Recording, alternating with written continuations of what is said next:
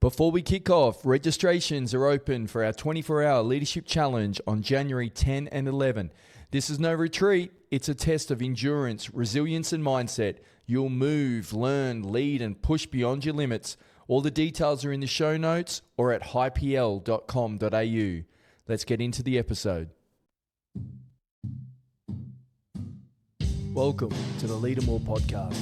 Our motive is to pass on what we've found helpful over the years through leading teams, running operations, and dealing with life's challenges. We hope you enjoy.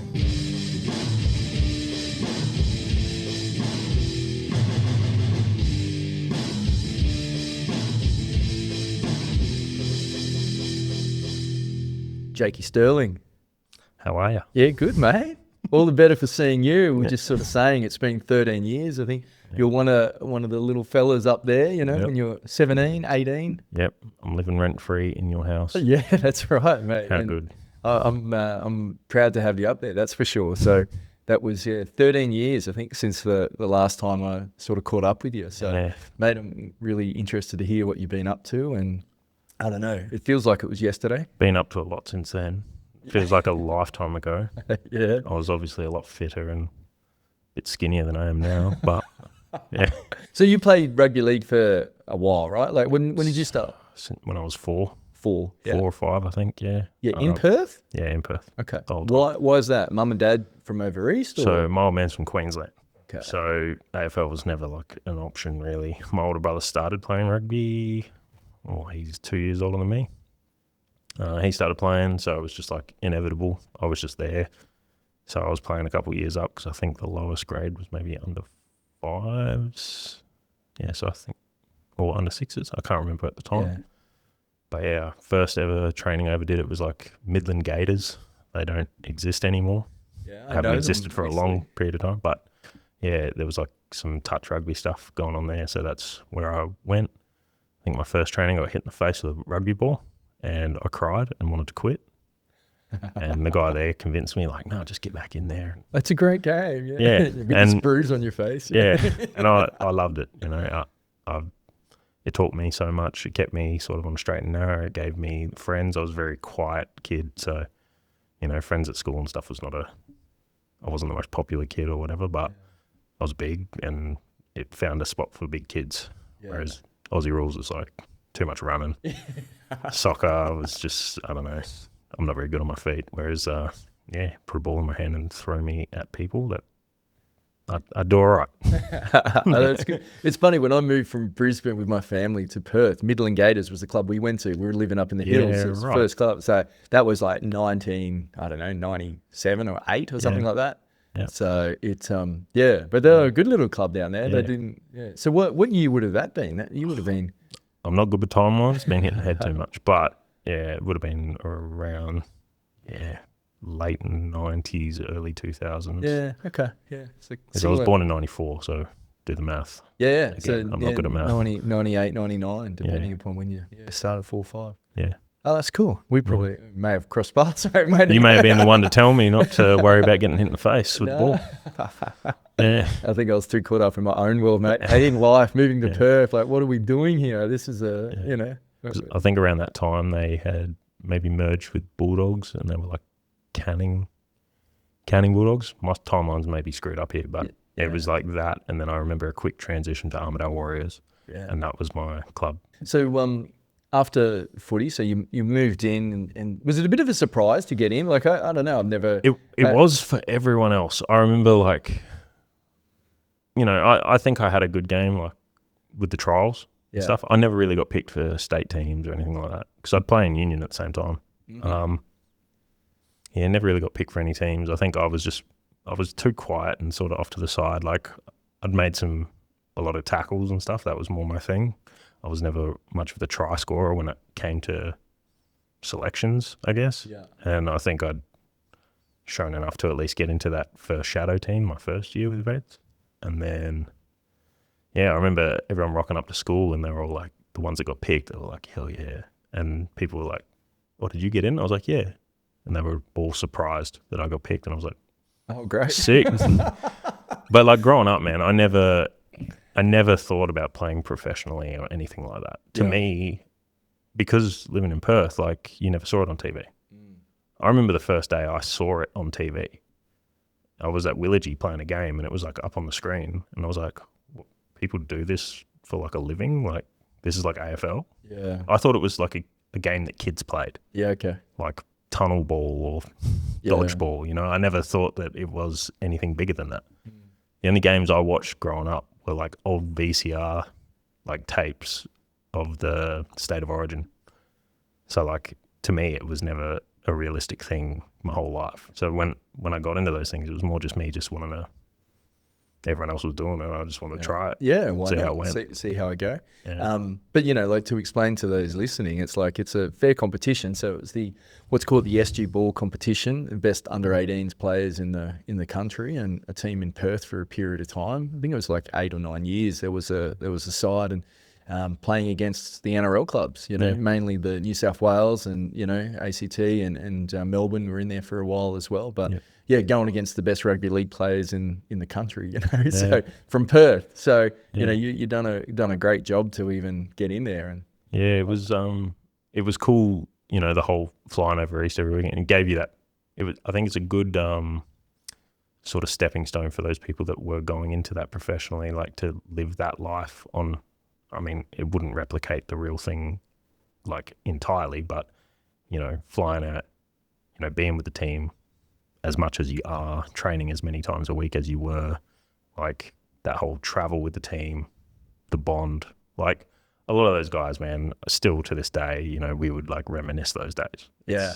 And then 12, 13 years ago, you know, that's cool. Yeah. And that's something like, I think when you do a state team or something like that, like where they go and they play like a weekend competition or a couple of days competition, they don't get the same bond that you do. Like, you're spending a full season with these dudes, you know what I mean? Well, you're timesing it by, you know, how many times you travel, essentially. I remember one game, and I can't remember what year, but we were playing against Penrith, and we had a budget at the time for that side. It was like $250,000, right, for everything, and that was for travel. You had to pay for your own travel. So NRL WA were forking out for that, to, you know, pay coaches, medical staff, you know, player kits, all this sort of stuff, right? Accommodation, the whole kit and caboodle.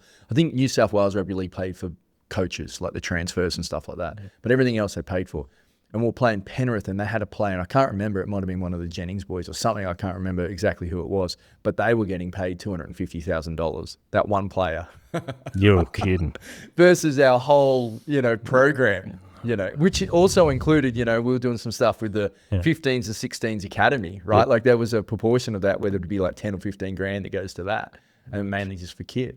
But, you know, you guys were up against it, and, you know, it was tough sort of, initiation to it all, but it did so well. Yeah, I remember like you felt like a professional at that age, and I think that was really cool and a really good growth thing for those players, like massively. Just that exposure and that feeling of accomplishment.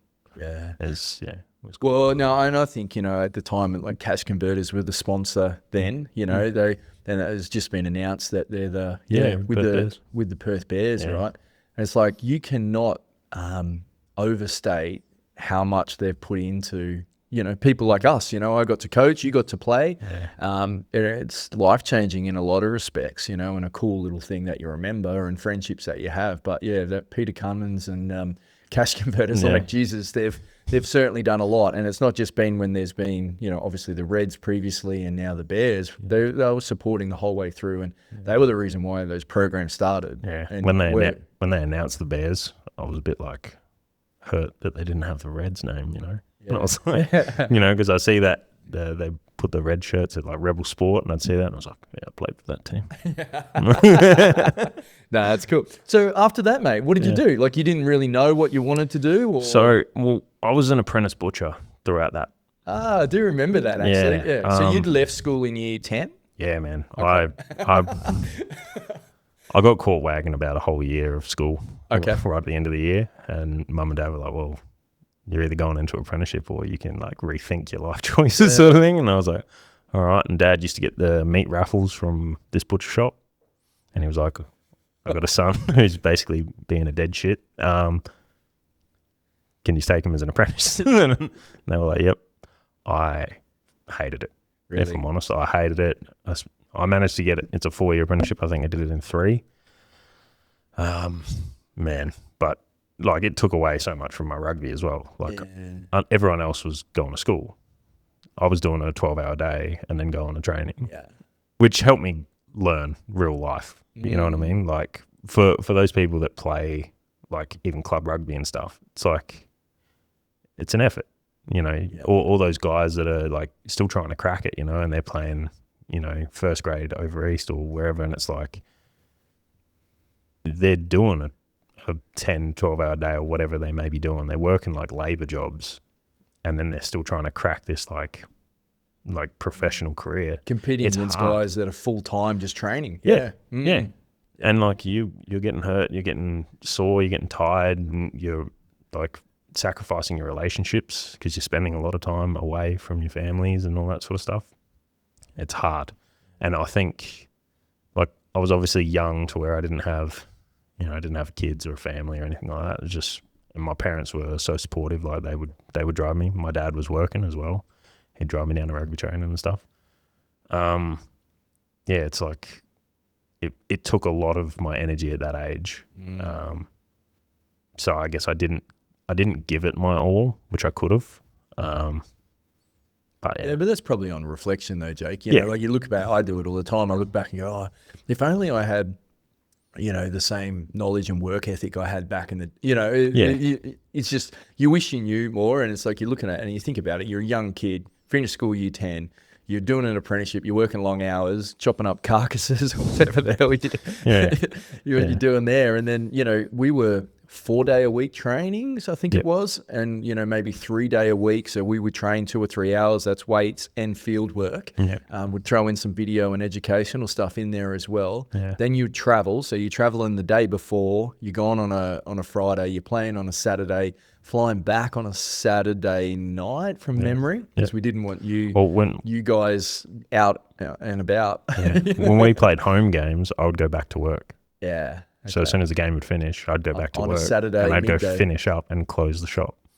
Goodness. Yeah, so it was like, man, I was doing like 4, 5 o'clock starts, working all the way through till pretty much I had to. And then you're copping shit from like the butchers. And I was like, oh yeah, early knock every day. Like, yeah. Like luckily the owner there, he loved AFL. He was like a real footy guy. So he always sort of like gave me that freedom. He was like, yeah, go chase your dreams and sort of thing. Like, I never thought I was going to be a pro. I never had that expectation. That support means a lot. Though. Yeah. And I would make the most of it, you know, while everyone's cleaning up, I'd just stand there and talk worries with the guy and, you know, and the others in there, they'd look at me like, pick up a rag, bro, and start cleaning. And then I'd just be sitting there like, yeah, back in your day, it must have been hard and all this sort of shit, just trying to keep them talking so I didn't have to work. But so why no school? Why did you get rid of school? You just didn't like that environment? Were you in all honesty, like I'm like motivated for something for a period of time generally, and like when they're talking about subjects that I just don't care about or can't relate to my life or things like that, I would just check out. Okay. And I always grew up being that one who was like interrupting the class. I'd get my work done or whatever. Like I wasn't a like idiot, but I just didn't. It wasn't my time to learn, I don't think. Like I learned much more growing up being an adult, like for the things that I wanted to do. Like if I wanted to start a podcast, you know, I could research it and be all in, and I would just lock in and I'd learn how the audio works and the cameras and all that. And I'd have all the motivation and energy in the world to do that. But if I didn't care about it, like I just would not put my time into it. That learning style was probably sitting down in class, whereas then you go and start your apprenticeship and you're physically chopping stuff up, like you're doing some things, you know. Like there was some cool stuff about that butcher's apprenticeship, right? Like it taught me like, you know, being prompt, listening to people, like being an observer, because a lot of that stuff, like any practical sort of skill that you're trying to learn, it's like you don't always have like all the carcasses to mess up on, right? You've got to learn by watching and then getting involved and stuff like that. And it's like I learnt a lot of stuff through that, or just dynamics of a workplace, right? Like any job's like that. There's those certain dynamics that you've got to, how do you deal with your bosses? How do you deal with your workmates? All that sort of stuff. And I think doing that early, like anything, you got to get through the shit stage. You've got to make the mistakes and learn all those things so that when you that it can start working properly. And I think I did that at a young age to where by the time I was 18, being in the workforce was easy. I dealt with shit bosses, I've dealt with good bosses, I've dealt with good mentors and shit mentors and good work colleagues and bad ones and customers. Customers, yeah. I tried to stay out of the front as much as I possibly could because quick math back then, I didn't have a register that did all things for me. I had to quickly count coins and I've only got 10 fingers, Couldn't see my toes. I don't know. Yeah. So finished up doing butcher work and then you moved into security? So yeah, my older brother had, he went for the army, he got knocked back for a knee injury that he had in his past. So next best thing, he went to security. I followed suit. I just started working on the doors. He was working at Paramount nightclub. Oh yeah? Marymount. Yeah. Yep. And that's where I went.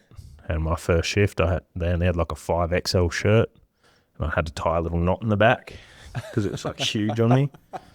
And they told me, yep, stand by this stage. And I literally stood there for the whole thing because I was like a statue because I was just like, that's what I was told to do. And I remember the boss coming up to me and he's like, you can walk around a little bit, and, like throw in a dance move if you want. I was like, oh, okay, sweet. And then, I got into that. I had a bit of an ego at that time, being young. Like, you're now given a position of power, or perceived power, I guess. And yeah, it was like rugby. There was girls, there was fights, there was all that sort of stuff. And as a 18, 19-year-old, that's pretty eye-opening, and exciting. It was cool. I liked it. Yeah.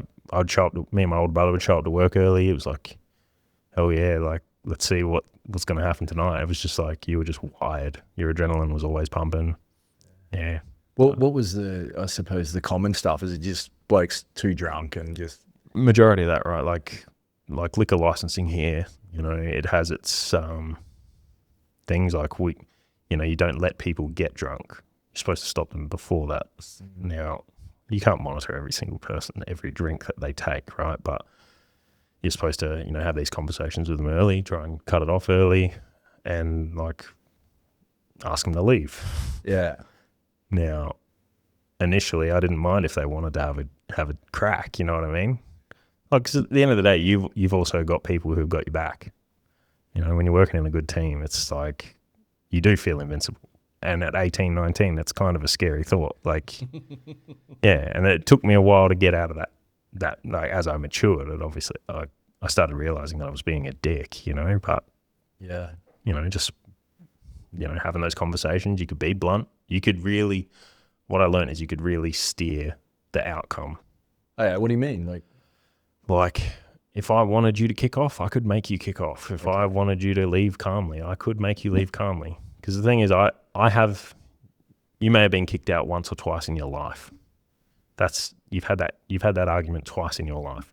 I've had that argument 1,000 times. Yeah. I know every single way that it could go, and I know what starts it and what stops it. You know what I mean? Yeah. And that was just trial and error. You were picking up that stuff. You saw it in action over time. Yeah. Like the first guy that I worked with, he, like every half an hour, he would hold up a number.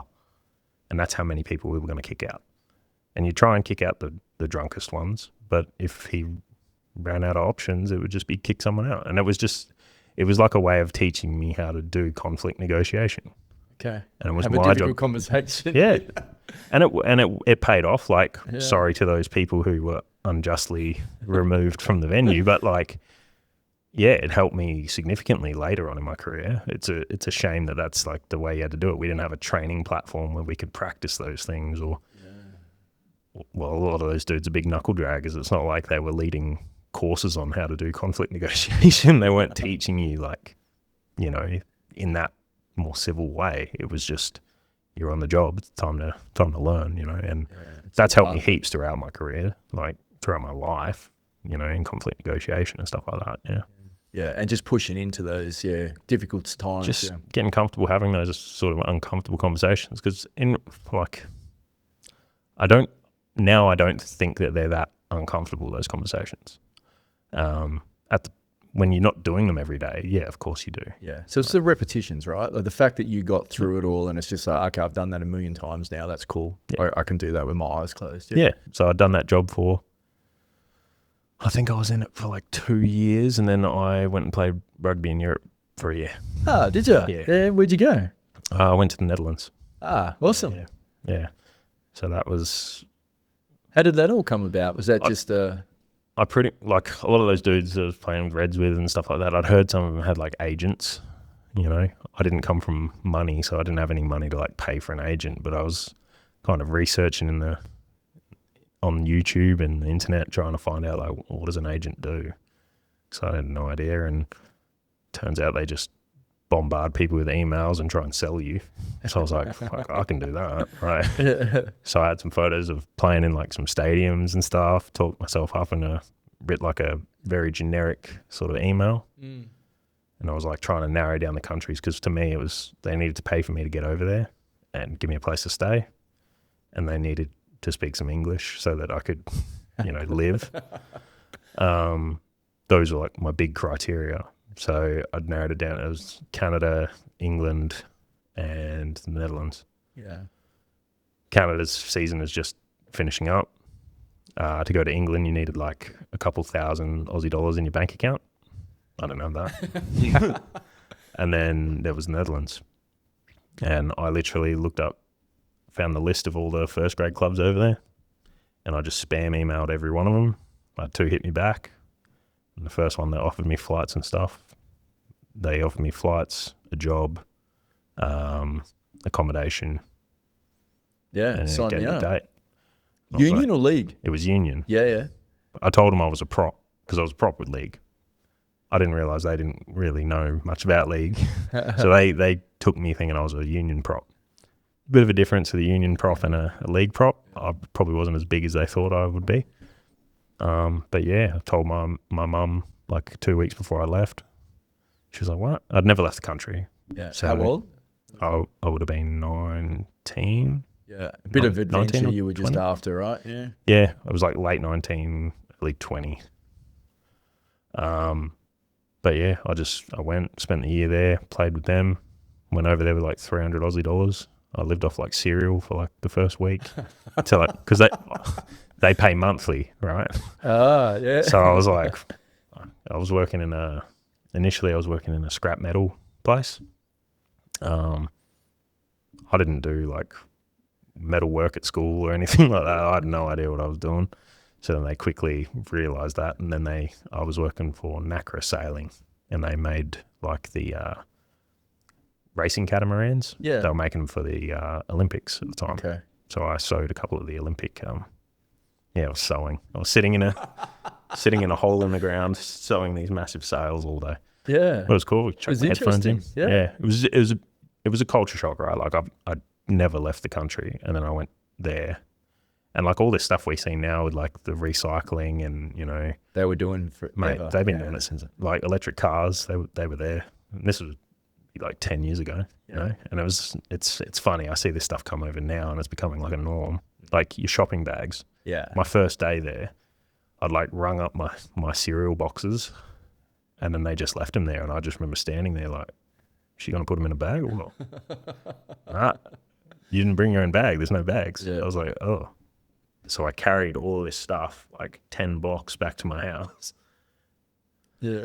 But yeah, and now it's like they bring that stuff here, and people were complaining and things when it initially started, and it's like, mate. Yeah, we're behind We're the behind. times. Yeah, We were big behind. time. Yeah. So you spent a year there. Yep. Come back. Yep. Were you thinking about going another year, or was it sort of just a 1 year thing you were pretty happy with? To me, my mindset was like I hadn't done anything or set anything up in my home country. Yeah. I felt like it would be wasted time, because I never saw it as, it was more a way of me traveling for free, you know, getting to play rugby, getting a bit of world exposure. It wasn't like me trying to make it, you know what I mean? So I thought, man, I'm just going to be wasting my time there. I had no prospects of trying to buy a house or you know, a career job or anything like that. And I was there with a couple guys, you know, that used to do this all the time. They would just travel country to country, and they were getting into their 30s, and you know, they had nothing at home. You didn't want that. And I was like, man, am I just gonna become some like old dude that just wants to keep partying, or am I gonna like try and get my shit squared away? You know. Yeah. And So you come back home. Yeah. so yeah, come back home. So like I'd started working back on the doors. Met a dude that I was pretty close with. He was a European guy, so like me and him were riffing off that. He was living with me at the time, and I was working security for a little bit, and then I had a bit of an incident where I was like, man, I need to sort of take a step back and probably reevaluate. Yeah. Some guy spat blood on my younger brother, and I kind of lost it. Okay. And I remember So kind of this was just one night. Yeah, Something had happened. And and it's funny because my wife, she actually saw me at that event, working that event. that was the And first time. that's where she like saw me and was like, shit, yeah. And so that was sort of the starting point for like my family in a way. But it was a point in my life where I think I turned and I'd sort of learned to, man, I need to like lose this ego that I can just fight people, because I'm going to end up in trouble, you know. And so I took a year off and I was unloading sea containers. Well, maybe it wasn't a year off, it was a couple months off. But yeah, started just unloading sea containers. And I was like, it was like a little break from all the adrenaline and all the shit I was getting into, right? Yeah.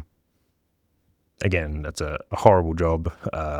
Paid you, yeah. Like in a Perth summer, jumping into a sea container and unloading cars. Yeah, I was working at Woolies, like RDC, their big one, and we were like contractors. Yeah. So we would unload the shit that they couldn't by forklift. So it was all hand unloading. You got paid like per container, but it was split with the guy next to you. So man, you're lucky to make $300 a week.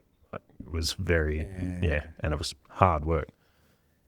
I'd lost so much weight, and I remember sort of when I met my wife, it was like she said a comment to me, and I still bring it up all the time. But she was like, she called me a bag of remotes.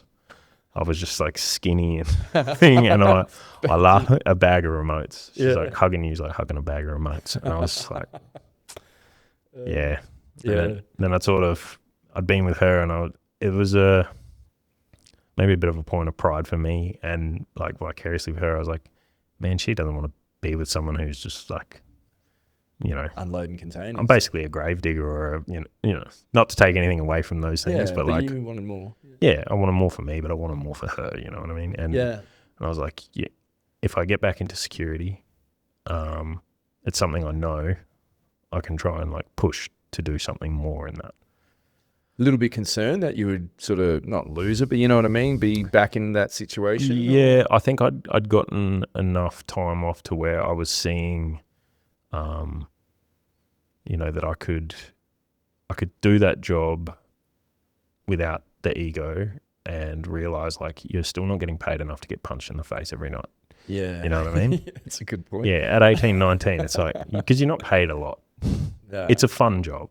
And there's things that I still miss about it today, right? But yeah, you do not get paid enough to get punched in the face every night. And, you know, people pull weapons on you. Like, all that sort of stuff happens, right? It's like it's not bloody LA or anything like that where you're dealing with that stuff all the time, or King's Cross, but you know, Northbridge can be a dangerous place. I've seen some of that. So you can pick out, like, did you sort of find that you're, I don't know, a bit of a beacon in regards to picking out certain characters? Yeah, for sure. And I mean, like, what were those traits? Like, what were you? Oh, look, to the way you dress, the music you like, those sorts of things, they all have influence, right? And I think, you know, you could tell what was going to be a rough night just by what kind of music was going to play. Okay. Like a hip hop night is vastly different to like a, you know, dance music night. Yeah. Okay. You know, which club you're working at has their different demographics. I liked Paramount because we all laughed at it, like it was the dregs, you know, it was the one that was open till 4 a.m. Yeah. Everyone would end up there. So you had like a mix, but it could be a rough crowd, particularly back, like even before my time, it was a very rough crowd, you know. But I liked that at that time. but yeah, like the way people dress, like you can tell what their influences are. And if your influences are like gangster rap, well, you're going to be a bit more into fighting people. Yeah. There's also a bit of ego that comes with like hip hop. You know what I mean? Like it's about buying bottles and looking tough to the girls and all that sort of stuff. And, you know, you can tell. And then, you know, a dance rave thing where people are completely off their face, but it's all about love and dancing and, you know, they're playing with glow sticks or whatever. It's like, yeah, I'll be all right, you know? And like, yeah. So you do learn how to like read people a little bit. Also the things you say, like if I go to someone who loves their hip hop and stuff and I start like belittling you, now you have a point to prove, you know what I mean? So it's like the way I'd speak to someone could change depending on what the demographic was. There's times where you have to be firm with people, right? But you'd go out of your way to sort of relate to them a little bit. Yeah. Be mindful of that. Yeah, and I'd started learning that. Like I'm a huge, like I'm a bit artistic, right? I loved drawing and things like that. So I'd always see things in a more philosophical, artistic way and try and like read deeper into things, which has helped me, right? And, you know, you see the music for what it is, or you see the clothing for what they are, but it's like, what is that deeper message of that to that person? You know what I mean? And when you can see that sort of thing, you can kind of align the dots a little bit better. It's not that you should judge everyone by their appearance and stuff like that, but naturally we just do. You know, I think that's probably an evolutionary trait in us to do that for our safety and things like that. But I'd imagine too, Jake, like you're there and, you know, like you said, on a particular night, on a, you know, a hip hop night or whatever it is, you know, and you've got a group that are dressed a certain way, and you know from history the outcome is there's going to be a shitload more action happening. Right? Yeah. It's like, it's not as though it's just a perception. Like this is actual reality. This is what happens. Like it's I'm tired at the end of this, or I'm dreading it at the start. Yeah. I mean, the funny thing was like, you'd think like heavy metal would be like a hectic crowd. Yeah, it's like, you're talking my language. It's like, they're not though. They're generally like some real cool, relaxed people. They just like to mosh every now and again. Yeah. And that's cool. That's their release. That's them playing rugby. That's them, you know, that's their thing.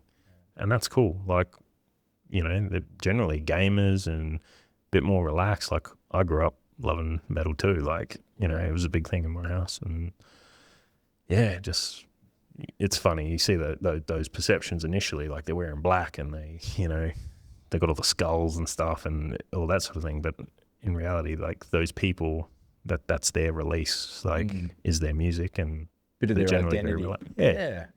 And Well, I think too, like growing up, like I was big into metal growing up and still enjoy it now, but it's like there's an element of you when you're 16, 17, 18 where you want to probably look more than what you are or more intimidating than what you are or something. And I don't know what the psychology behind that is or whatever, but the same with from a, you know, point of view with, you know, kids that grow up on rap music and stuff. Like it's appealing, you know, I'm a gangster. You know? Well, people are just trying to find their place and where they fit in, right? Yeah. And you see that throughout all facets. I think like with every choice that people make, they're finding their tribe.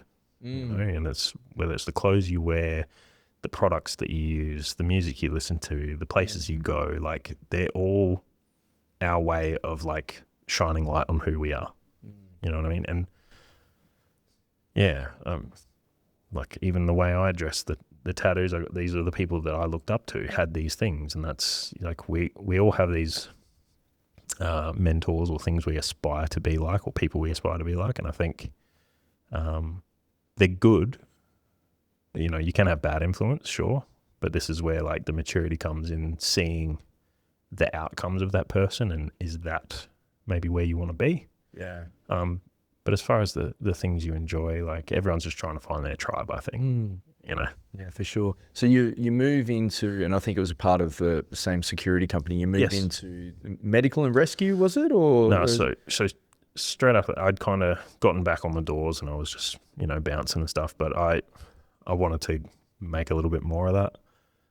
So my older brother was starting to make ways through that company, and he was running sort of their training. They'd started an RTO on the side of the company. Just to train up their next batch of security guys so it and was so forth? it was an RTO, it was like a sister company. It was run at the same place, but my older brother had lied to the boss saying that he had a Cert 4, and he managed to get one, and then he quickly smashed out a Cert 4. He became a trainer there. I just started rocking up every day, honestly. I started rocking up every day. I'd help, program radios or wash uniforms or, help him train and stuff like that. To the point where the boss was like, well, I'll pay you $20 an hour when you're here or whatever. Yeah. I was like, sweet. So I was just racking up hours. I would just show up and I would not leave. And then I'd go work on the doors at night and all that sort of stuff, to the point where he's like, all right, I'll give you a salary. So I ended up becoming an ops manager for the major events side of that. Okay. So the company I worked for, we had contracts for like all the big festivals. All right. So like what, big day out at the time? Yeah, big day out.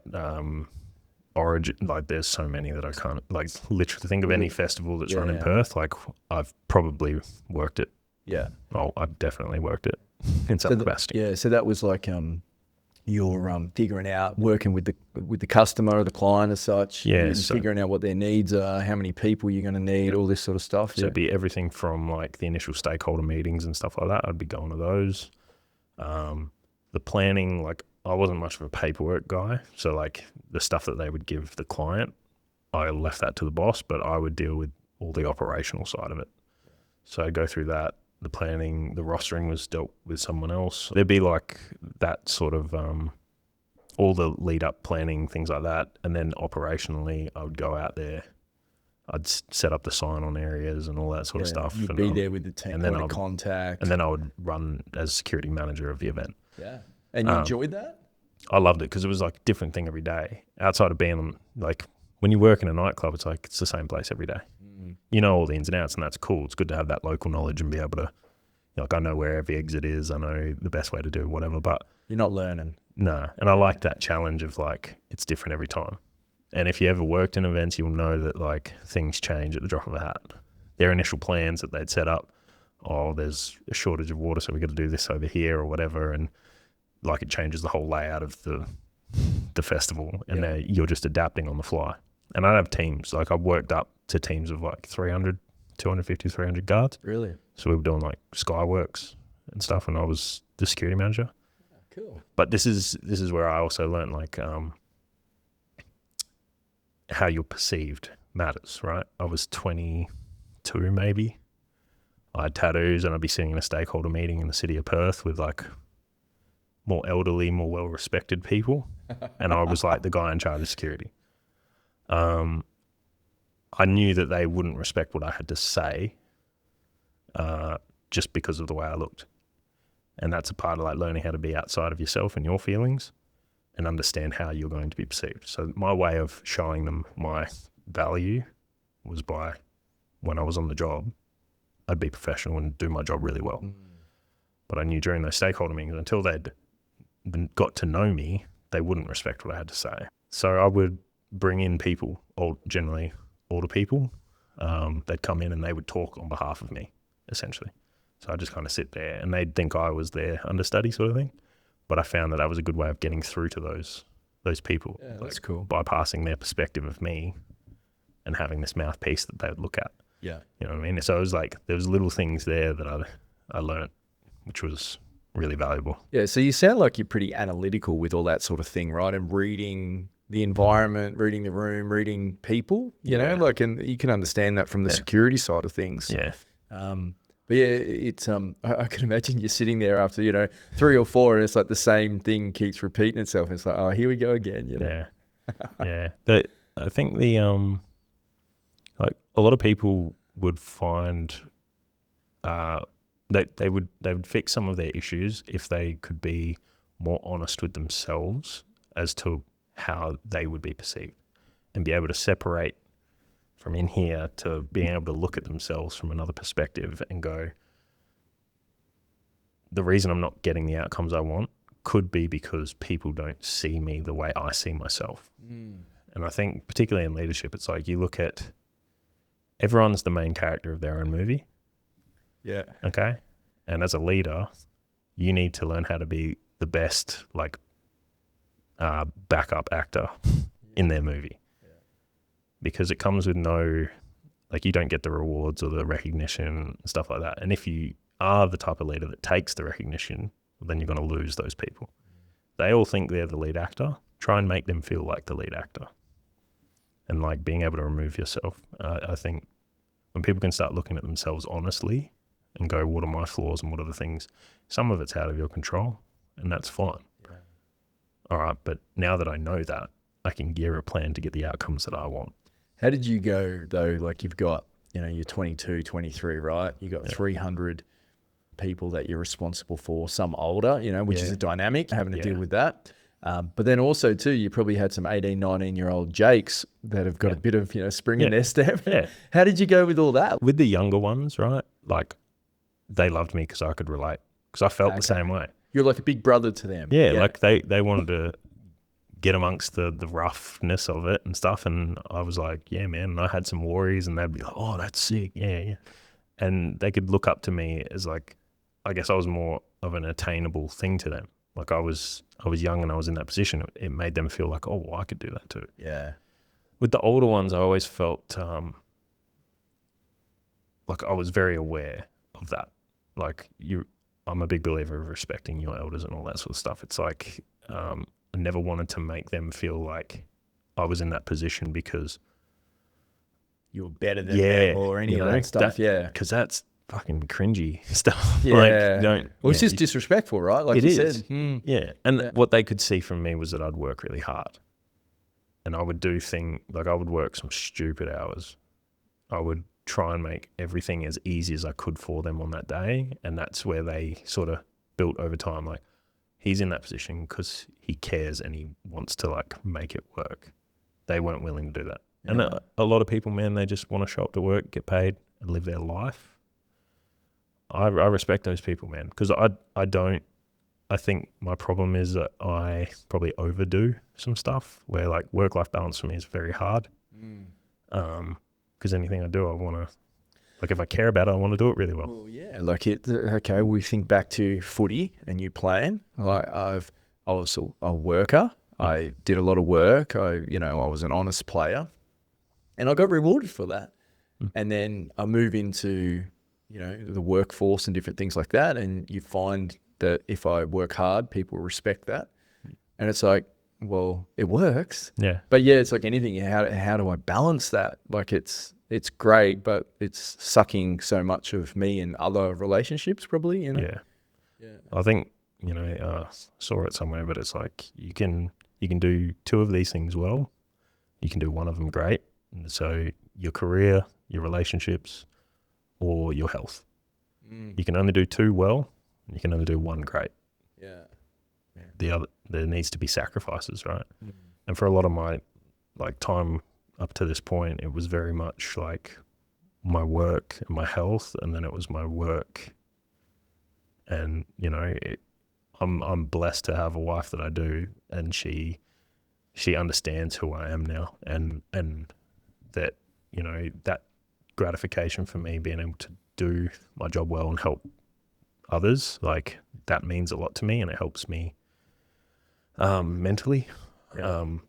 But I've started to learn to like shift and give them the credit and the time that they deserve, you know what I mean? And it's a hard balance, but well, just with that sort of doing more, working hard, that gets you the outcomes and so forth. Did you sort of find that you could fall into a trap pretty easy of doing everything for everyone else, and then the team are just on easy street and, because there is an element too, like I'm reflecting when I was sort of that age, 22, 23, like as much as my motivations wasn't, I didn't want people to like me. You do want people to like you as well. It's not your primary motivation. You want to do a good job and you want to, prove yourself, but there's an element there that you want people to sort of like you or respect you, which is healthy. As a leader, you need to earn their buy-in, right? Like there's times through security where it's like someone pulls out of a shift at 3 a.m. I need to fill that shift. Like, and if they don't like me and I call them and go, hey, can you jump on this shift? If they don't like me, they're gonna, nah, man. So they're not even going to answer. They just won't answer the call. But like if you'd taken that time to sort of build that relationship, and it all starts with just shaking their hand at sign on, you know what I mean? Shaking their hand, getting to know them, who they are, what their motivations are, you know what I mean? And when they can see that you sacrifice something for them, they will remember that. Yeah. And they will pay that favor. So yeah, you probably fell in that trap of just doing too much yourself, like getting out of that. Was that pretty easy? And look, I still fall into that every day. Yeah. But balance, there's a part of that in leadership. It's like, why do you get paid more as a leader? Well, it's because you've got to make everyone else's life a bit easier. Your job is to do those things when you're not out there, breaking the rocks with your pick and you're sitting in your comfortable office. It's like the decisions you make there really affect them. And if you are doing everything you can to make that better, they will respect you for it. And there is added effort there. People don't see it all, and it's easy as someone on the ground to go, well, they just sit in their office all day. Like, what do they do? Part of that's that message doesn't get sent to them. They don't understand what that day entails. And a lot of it comes down to company policies of like need to knows and all this sort of stuff, to where you can't necessarily tell them everything, but they will see it. Yeah. Or they'll experience it for themselves. And some people that's what they need to actually see it and feel it. It's like, oh, yeah, this is a little bit more than I thought. And even if the only thing they see is that you're there first and you're the last to leave, they'll see that and they'll recognize that. So ops management, big events, but you loved that, you enjoyed that. Yeah. How long did you do that? Between 6 and 8 years, somewhere in there. Yeah. It was up until like COVID, essentially. And then COVID was a thing, and straight away, no more festivals, no more nightclubs. All right. So it's like, shit, what do I do now? I'd already looked at making the transition into the prisons. That got knocked back. So then I was like, shit, what do I do? Did they tell you why? Like, is that sort of the process? Or I think it had to do with COVID. So they didn't want to bring anyone else into, because obviously prison could be a breeding ground if someone got in there, and they just wouldn't be able to cope. Don't know. And to be honest, I never really asked for their feedback. I was just like, just trying to move on quick and find the next thing. What's next? Okay. So I picked up a gig with Department of Communities. It was still a security-based thing. But, I just had my son at that point, and I was like, I was dealing with sort of that part of society that, we had the Department of Communities, Child Protection, and Justice. And, like, I'd see someone who had their child taken away from them. They would then, have their once a month, like, visitation. And they would show up and they'd be off their face. Yeah. And it's like, for half an hour, you couldn't keep it together to see your kid. And I just wanted to smash everyone. Everyone that walked in the door, I was just like, fuck, just wanted to punch everyone in the face, to be honest. I was very, like, I just couldn't believe it. Like, Just felt for the kids or the man. And having a kid yourself, it puts it all into perspective. It's like, man. And so I never wanted to work in mining. Some mining jobs were coming up because they needed like security for COVID reasons and stuff like that. And me and my wife kind of came up with the decision like, all right, maybe I'll give that a crack. And that's how I got into mining. Yeah. I never wanted. Money's not like the motivator for me, to be honest. It's just the thing that worked at the time. Yeah. How did you go with that sort of transition into working away? Like, was that pretty easy for you? No, because to be honest, I was working more in Perth. So as ops manager, like I was on call like 24 hours a day. Yeah, so you were already doing sort of shift sort of stuff. I actually got more time at home working FIFO than I did working in Perth. Okay. Because throughout the week, I'd be in the office and then I'd be on the weekends working the events and stuff. So, man, my family rarely got to see me, and when they did, I was ragged. Yeah. I remember like my son's his first birthday was on the South Perth foreshore. Yeah, yeah. And I was just like, look at the photos of me in there. I'd been up for like 48 hours. I was just like a zombie. I was setting up marquees. I was still in my work clothes from the night before. Yeah. I was just ragged. Just wasn't sustainable. Yeah. So going into FIFO, like I was week on, week off, and if anything, I was like, what the hell do I do with this time off? Like, I never took holidays because I was having a week off every second week. You know what I mean? I was working half the year, and I was making like nearly double what I was on working as ops manager. For half the work. Yeah, how good. Yeah. Yeah. And so yeah, like that adjustment to me was quite easy. You know, obviously having a 1-year-old at the time and stuff, it was like there was that struggle of like, you know, my wife basically ran as a single parent. It sucks, man, but you know, I think we've been able to set ourselves up to a point where, you know, she doesn't have to work, and the kids, although they won't get as much time with me, they get a lot more time with their mum. And I am so grateful for that, because she's a great mum, and she really, like, any moment for them to go do something, they're there. She's out there doing stuff with them all the time. Like, they've experienced things I never got as a kid. I never left the country. They've already left the country. We go holidays all the time and do all that sort of stuff, which is it's sick. So they're learning heaps and stuff doing that. That's cool. Yeah, and then got into FIFO. FIFO security is not security as far as I'm concerned. What do you end up doing? Is it just like a lot of standing around and sitting around? I was just like staring out a window most of the day, just trying to, you know, I got to the point where I was like, had a laptop up there. I was like playing games on my laptop because there was just nothing to do. You're in the middle of nowhere. The security risks are minimal. You're doing like room lockouts. People lock themselves out and you like open the door for them. Okay. I'd go into admin and I'd help them file paperwork. Like I was just looking for something else to do. And that drove you crazy, I'd imagine, just idled you. I hated it because I went from like such a high intensity job, like constantly doing things, calls, like, you know, just dealing with problems all the time, to like nothing. Watching the clock. And I hated that. So then that was my exposure to the emergency response side of mining, you know, and like in the gatehouse that I worked at, there was a paramedic in there and a nurse. And then the emergency response team guys, they'd come back when they knock off, and I'd like talk to them every now and again and stuff like that. And I had this mentality that, you know, they were all like ex-fireys and ex-paramedics and all this sort of stuff. And, you know, that it was something like with my experience I couldn't attain. But yeah, like after talking, and it probably took like 3 or 4 months to get it out of them. I remember they came back from a weekend training. They were training that day and come back.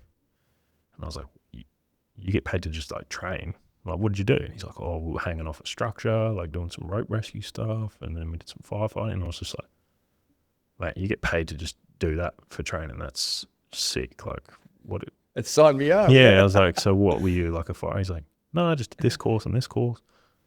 And it's about 10 grand worth of courses, right? And I was like, I literally started looking them up online. One of them gave me the list of the courses that you needed, and I just started banging them out. I had plenty of time to do it, you know, like. Well, there's one thing that I didn't even realize, right, is emergency response teams, you know, like we take it for granted in a city, is like, okay, well, something goes wrong, you call the ambulance or you call the fireys or whatever, but obviously you can't do that on a mine site, you know, so that's the function of that sort of thing. So anything from, just general medical stuff through to, I suppose accidents and critical incidences like that, Like what I found is the state services actually rely on those mine site teams, because they don't have the resourcing out there. Like when you're in the middle of the Pilbara, your nearest help is hours away, hours and hours and hours. Sometimes days, depending on where you are. So it's like they look to those mining companies to back them up. So there's mutual aid agreements and stuff like that. It's a hugely important thing up there. Yeah, well, first responders for like how many people are you talking in this mine camp? For this Depends. They vary from like the smaller mines. So it's like a couple hundred to like 1,000. Like a shutdown, there could be thousands up there. You are literally it for hours, you know. And raw flying doctors and like helicopter emergency teams, like they're out there as well, but that's your lifeline, right? So you get into the training. What's that look like? So the training is essentially, you got like some core skill components. So it's like a Cert 3 in mines rescue at the time is what it was, and then a Cert 4 in healthcare. It was called pre-hospital care. So it's basically like in the US, it'd be like similar to the equivalent of like an EMT. So you're not a paramedic, but you know enough to keep someone alive. And then your fire and rescue quals. So it's like breathing apparatus, firefighting, vertical rescue, confined space rescue, hazmat, road crash rescue. Gotcha. So you do those courses. I think it's a 3 week. I think it was 3 weeks. Yeah, 3 week course. Which not enough.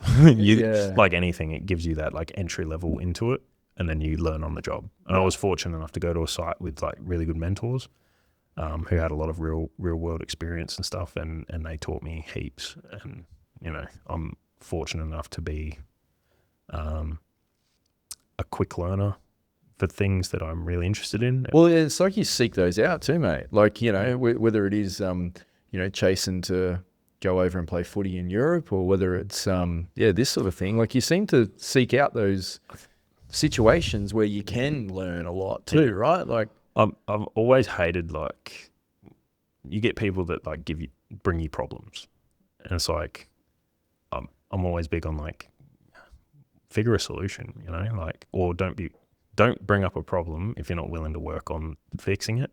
And like, there's always a way, you just haven't found it yet. So like that's like kind of a mantra, I guess, of my own. It's like, like, I'm not going to bring you a problem unless I'm willing to work on the solution. Or, you can say, but this will happen and this will happen. It's like, sure. So now you know all the issues, like, what's the workaround? How do you find that gap? So you find yourself bored out of your brains, looking out the window, and then you start sort of scanning, and you see, okay, well, asking the questions, is this something that I would enjoy, and Well, for me, like a job, like if I'm going to spend half my life doing it, it needs to fulfill me in some way. Like, I can't, like, my hat's off to those like operators who can just drive a loop all day long, 12 hours a day, every day, and their motivation is like the time at home, right?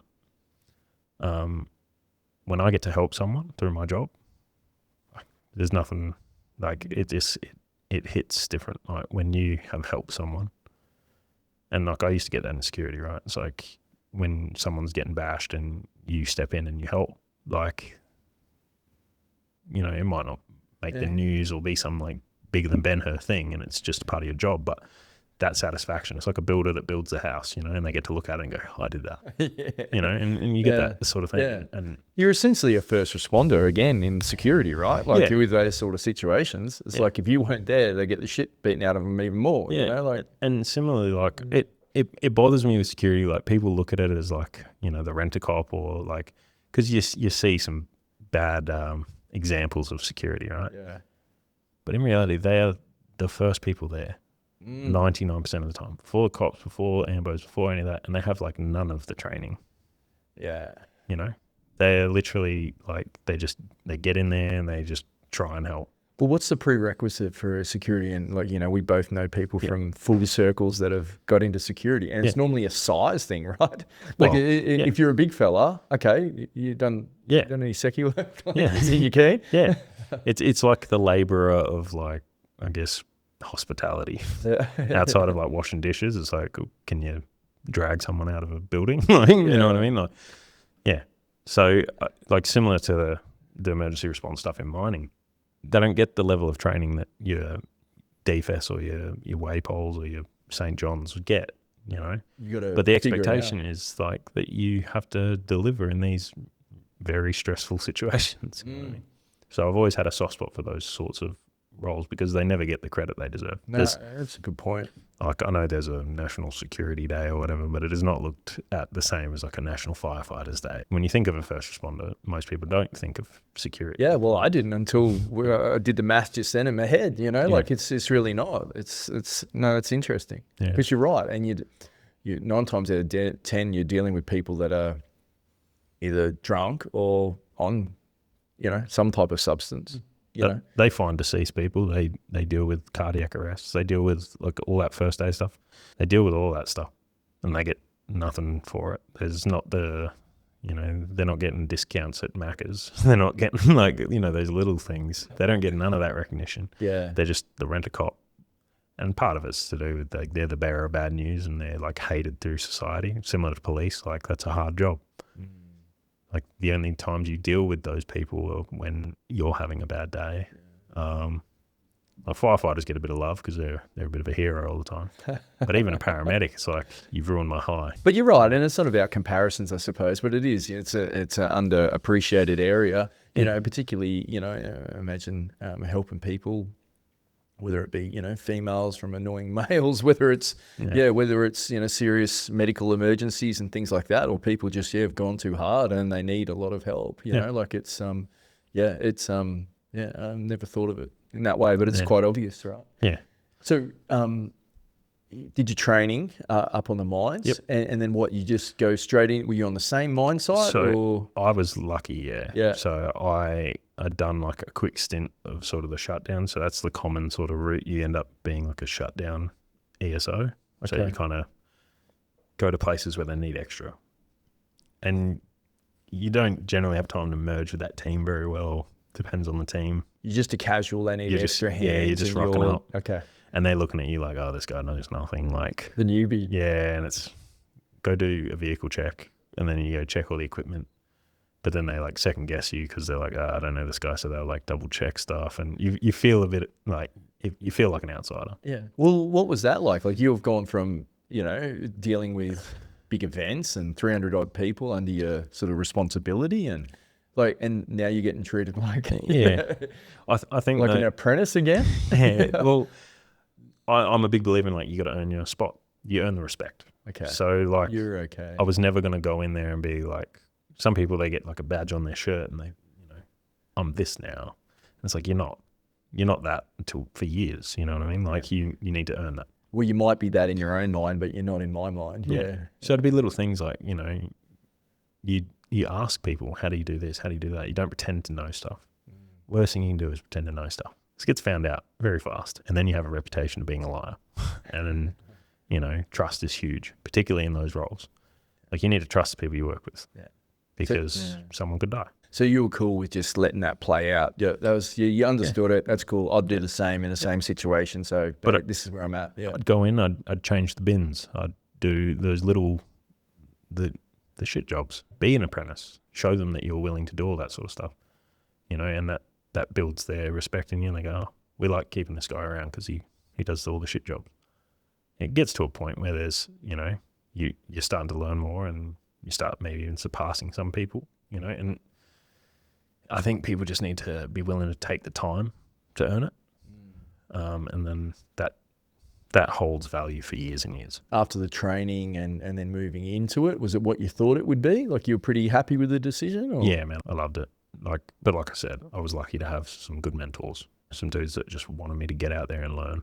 And I wanted to get out and learn. So it was like sort of fed off each other. Like they'd take my like new keen attitude, which would revive their like loss of love for the job, or like their bitterness. They'd be like, okay, this guy it's keeps infectious. asking, you know what I mean? And you got to be the change you want to see and all that sort of stuff. So I'd just like constantly ask questions, or I'd just go out there by myself to the point where it's like, you kind of had no option but to come join me, like, or else you would look bad.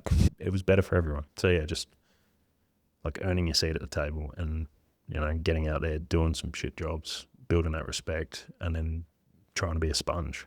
Because you're feeding off their ego a little bit too, right? Like if I ask you like, oh, how did you set up this podcast? Like, can you teach me like this, that? You're like, yeah, I can show you that. You know what I mean? And sometimes that's what you got to do, because you might have done this for 50 years and you're just over it. It's just like showing some interest in people, right? Yeah. Like it's just a common human decency thing to do. It's just like, okay, well, hey, you know, how did you go about this? Like, what's the go here? Yeah. You know, so you get their buy-in and then they help you along the way. And that's sort of what built a lot of my stuff to do what I do today. And, you know, just try and learn from as many people as you can as well.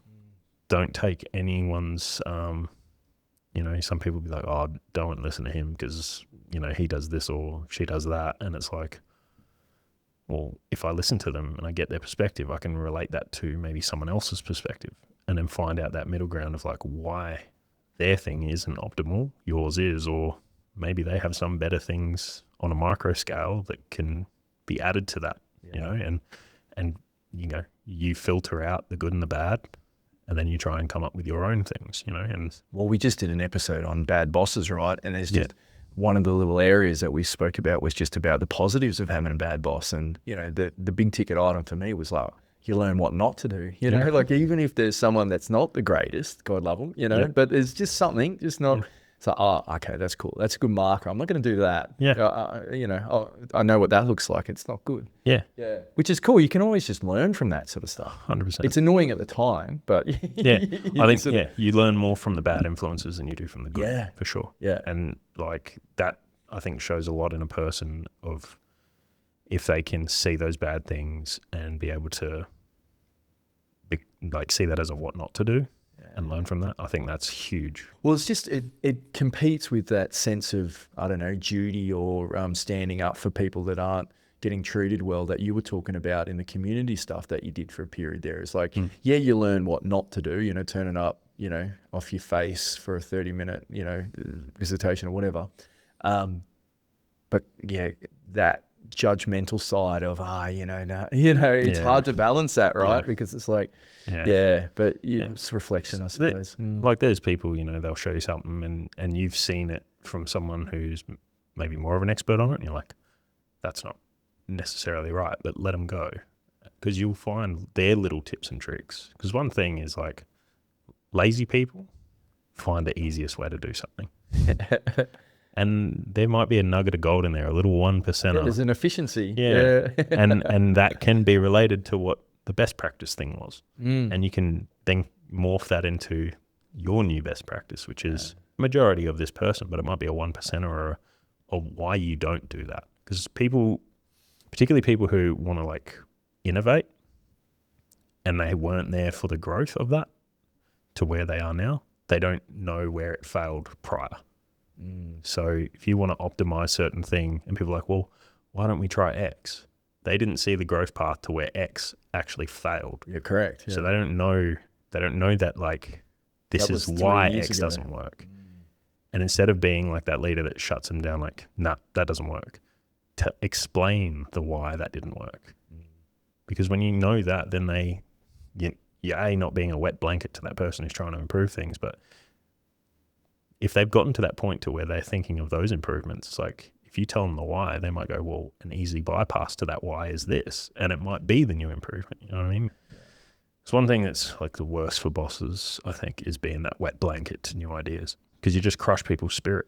You're right. There's that learning opportunity, but then the impact longer term, what that has on that person and that relationship, isn't it? Yeah. It's massive. So you were doing the shutdowns, you moved into your own team, a bit more of a permanent structure of what you were doing, yeah? So I ended up working back at the place that I worked security at, and they kept me. Okay. So the same company, yeah. Yeah. All right. So I was still working as a contractor, but I was like embedded into that team. And I was working there for a few years, three or 4 years maybe. As a contractor, you don't necessarily have the same responsibilities as, say, a full-timer. With the company. So, you can kind of just chill. You don't have to worry about some of the paperwork stuff they have to worry about or any of those sorts of things that, they do their KPIs and all that sort of stuff. So you can kind of coast. But in my mind, it's like you got to create value to be valued. So it's like, all right, just because I'm a contractor doesn't mean I can't like try and help and improve and coach and mentor, like, because there were newer people coming in as well. So I was like, how do I add value to this from my position? Like certain KPIs that I didn't have to adhere to that they did, I would do them because it shows like I'm not going to act different. I'm going to be part like of the you. Team.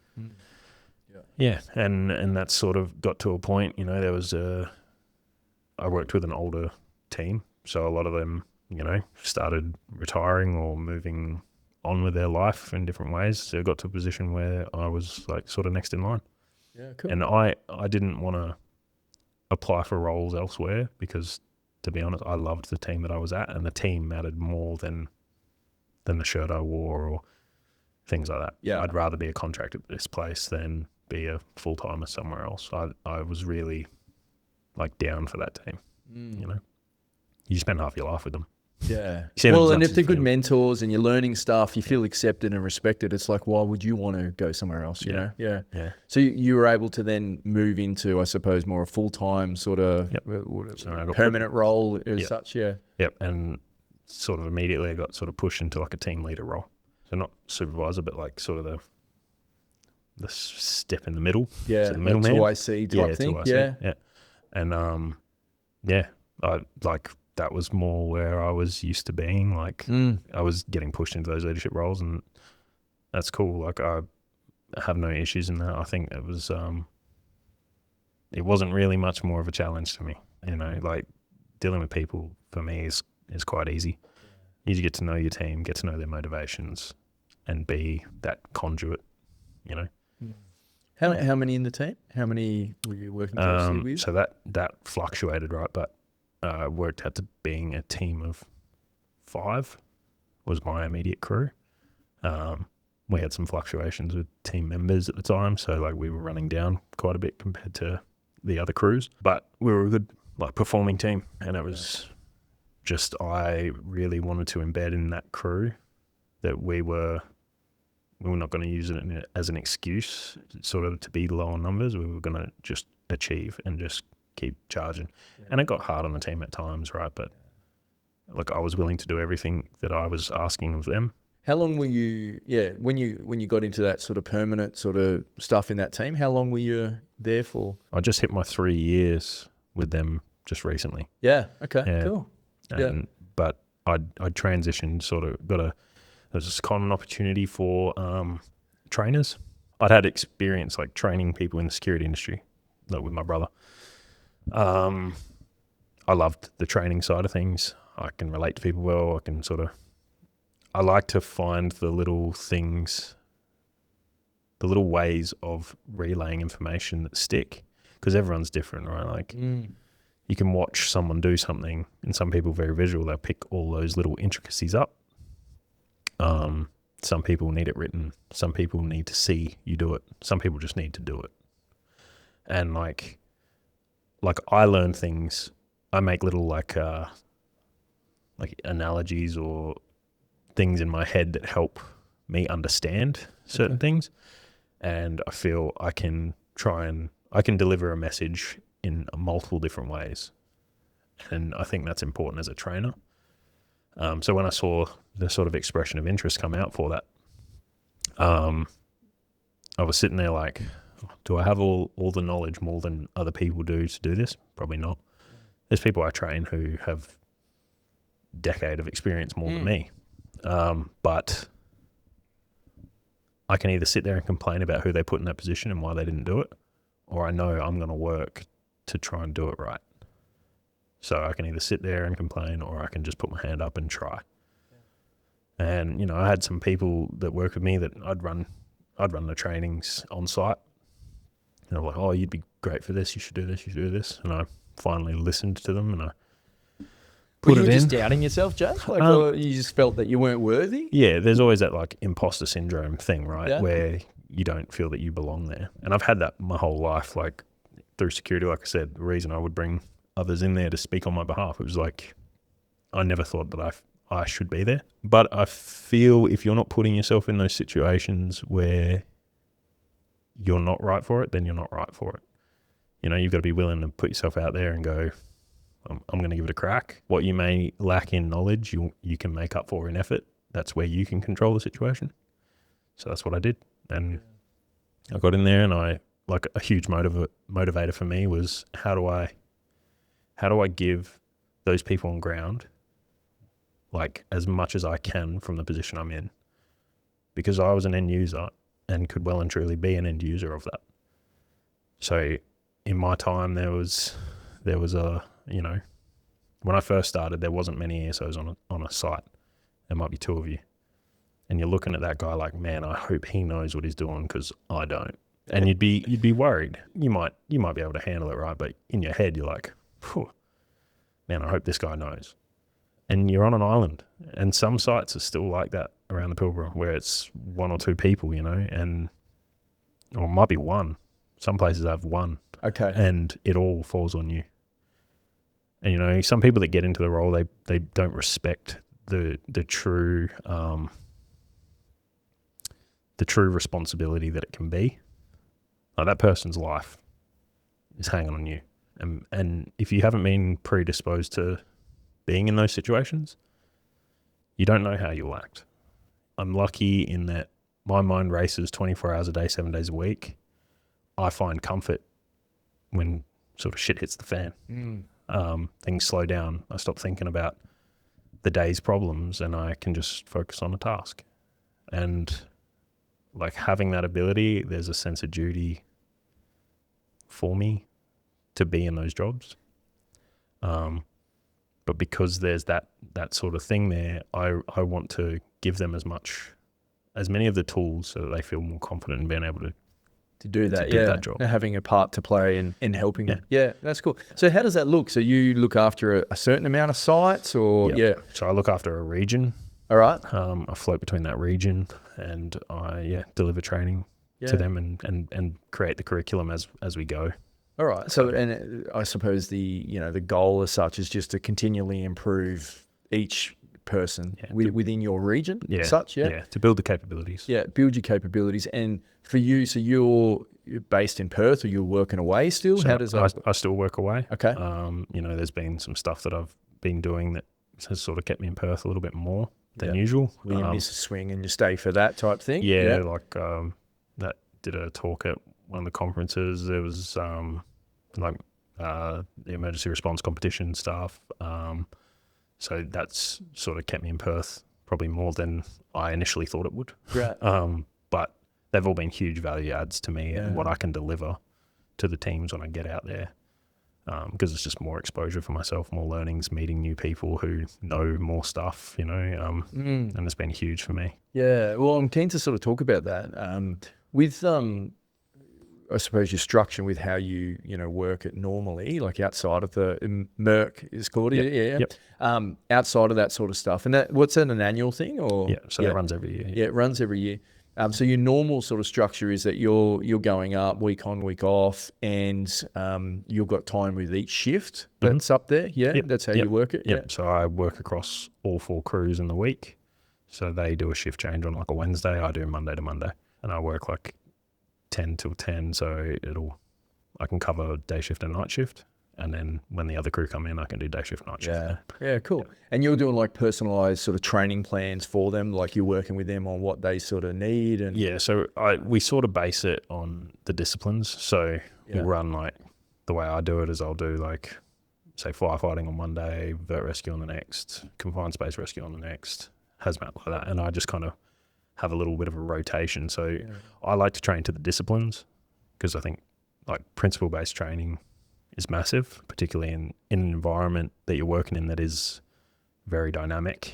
You need to be you can't cookie cutter the approach too much. There's certain things that you can drill that don't change, like how you put on your gear when the tones go off, that you can drill. But if you're fighting a fire or dealing with a road crash, like there's so many variables. The weather, the vehicle, is it on its side or on the roof? Is there under another vehicle? How many people are in it? What access do you have to them? Like, what are their like medical conditions? Like, all those things play a factor. So you can't really cookie cutter a way to do that. You sort of teach on principle. Yeah. Like, this is the principle of gaining access. You do this, do this, do this. Now, whichever door is available, you can apply those same principles to that. Yeah. So like in a dynamic situation, I think principle-based approaches to teaching is It's good. necessary. Yeah. Like you can't really do cookie cutter stuff. Because if you do that, someone rocks up and they're like, oh, plan X that we've drilled 300 times does not apply here. Now what? Yeah. Yeah. No, that's cool. And what a lot of that is practical stuff, you guys training? I like to do heavy practical stuff. Yeah. Okay. So there's obviously a certain amount of theory that needs to be within that. Yeah. The people that I'm training are qualified. So the theoretical stuff, they have a good knowledge of. Okay. It's more so the 1%ers in that, or explaining the whys. Yeah. But I like to be way more practical. So there might be an element of, previewing what you're going to do and talking it through, and a debrief as such and things like that. But the vast majority of it is you guys out there actually, having some fun and learning. Yeah. And I love that side, man. Yeah. Like, I get out there and I'm training with them. I learn from them just as much as they learn from me as well. Like, I have that luxury of like doing the training sessions thousands of like having those arguments on the door. I do it 1,000 times. So I start to see all the little things that they won't because they're doing that training, every month or whatever it might be. So that's the value that I can give. Is that so? You mentioned about I'm in there training with them. Mm. Like, is that Yeah. is that what you should be doing, or are you? So- Is that that's what you want to do? Like, could you be just there clipboard wise? 100%. You could just stand to the side and you could dictate, right? Okay. So why are you doing that for? Why is that important for you? Well, I think when it comes to those people that we spoke to that I don't have as much experience as them, if I stand there and I dictate and tell them all the things that they've done wrong, and, you know, they're going to go, well, what do you know? Yeah. Whereas if I'm doing it and I show them that I know, automatic buy-in. Well, you're one of them, right? And that's the huge thing, right? Like when people get into these positions and they say haven't earned it from the ground up, it's harder for them. You know, and there are a lot of leaders that are great leaders, but they don't understand what the on-ground teams have to do in their day-to-day or what they deal with. I do. Yeah. Well, it's just like understanding and stripping back the dynamic, right? So for you going up there, I imagine that it's about upskilling the team to have the most capability as they can, right? Mm. Now, to go about that, you can be in there with them and work with them and, you know, make that happen. Or you could make it about, no, it's going to be theory because that's easier to get across everything in a short period of time. And I'd rather do that because it's easier. That means then I'm up the front away from them and they're in a, you know, theater style setting, all sitting and you're the teacher, you know? Yeah. Well, I'm happy to make mistakes in front of them. Yeah. You know, like I'm human. Like, you know. But it's just that, it was that dynamic, mate, is that it breaks down all the barriers and you can actually just focus on what you're there to do. And it's not about you being out the front of the class, so to speak. Yeah. I mean, literally last week, right, I was doing some like firefighting stuff and it was just moving with a hose, right? Hose gets heavy. So it sounds like an easy task, but when it's very hot, you're filled with water. In BA, like you can be dragging like hundreds of kilos of hose, right? It's not a super easy task. There's some techniques that I know that make life a little bit easier, but there was one that I do, you know, where I literally just drag it. Now I weigh like 115 kilos. Doing that technique for me is easy. I can do that. Now if I'm 60 kilos, that hose is outweighing them with all the gear on. Someone showed me another technique. I was like, hell yeah. And I was like, forget what I just showed you. I want you to try that. Everyone did it. And they were like, yeah, that's way better. So it's like it built my repertoire, like just listening to them. Because they have their workarounds, right? Yeah, but you got to get rid of ego to be able to do this, right? And like, has that been an easy thing though? Like, you know, from what you've been saying across the course of everything that you've been doing, you know, is that it hasn't necessarily been too much about your ego. You've been comfortable, but like there's times I'd imagine, right? Like, well, hey, I just got this secondment. I'm feeling good about myself, you know, like I'm in charge here. Like, is there any times like that? Or? There's a couple. Like I was a big, I guess, apostle of Jocko Willink, right? Yeah. Read all his books. It's about like, they're essentially about just destroying your ego and taking responsibility for things that go wrong. And it's helped me heaps, right? Okay. His books are great. I'm not a reader, so I audiobook them. Yeah, well, but I've done the same. Yeah, try and get me to read a book. It's impossible. So yeah, like a lot of his teachings and stuff, like I'd started doing that like even prior, but I guess like the way that he explained it made it, it helped me learn how to like just throw your ego aside. Because to be honest, my goal is not for me to be great. My goal is for them to be great, because that's my job. My job is not about me. My job is about them. So it's like, if you need to drop that ego and like base my success on them succeeding, then your ego really has zero place whatsoever in that. It's not to say that I'm some like super guru at like dropping ego. Like I definitely have one still, sure. But you're mindful of it and it's front of mind, and you know that, okay, well, if I was in this situation, how would I respond to me coming in and doing something a certain way? Yeah. What's a better way to do it? Yeah. And it may not be the most efficient way to get information across, but it is the most effective way for that particular team you've found. Yeah. And it's like a lot of the best coaches I had in rugby, right? They would do the drill with us, like Casper for Reds, right? Like he'd ask us to to run some crazy shit that might be child abuse. I don't know when I think back on it, but he was doing it. He was doing it with us, and I'm like, well, can't deny that. Like this dude knows because he's showing us. He knows, and he's willing to step in there and get in there. Like I think I've always like bounced off that style of teaching. A lot more practical, like from a sporting sense, you know, like you were talking earlier and you mentioned about this, right? Like, about, you know, the cones are there. We're running through it together. We're not like, you know, sitting down in a lecture theatre and learning stuff. We're actually out there doing it and figuring it out together. Yeah. And that bringing that like in classroom theoretical stuff to the field is huge. Like, you know, Josh Caddy, I'll give him a shout out. He does some training and stuff with DFS. He was involved in the MERC. He, like the stuff that they were being exposed to on how to teach, like making the place that you're doing the practical, the whiteboard, is huge. Where like doing road crash, you got to make cuts here, do that, using the jaws of life. We call them hydraulic tools, but yeah, using the hydraulics, and you know, you draw on the car. Okay, yeah. Draw it on the car. The car is your whiteboard, you know. And when you're doing the practical skill, you can reference those things, or you can see where to make those cuts. And it's that way of holding your hand, but not holding your hand. You know, like on a rugby field. If I wanted to run 5 meters and then cut a 45, I'll set up a cone at 5 meters and then I'll set up the 45. They don't need to think of it. And then when they drill that over and over and over, it'll subconsciously, they will just do it without the cones. Yeah, so your visual cues are there in the practical sense. The practical doesn't go away just because of the visual cues. Yeah, exactly. That whole see one, teach one, do one. Okay. Right? Yeah. A lot of people, like, it's a really good way of learning. Something that like military does really well is like see one, teach one, do one.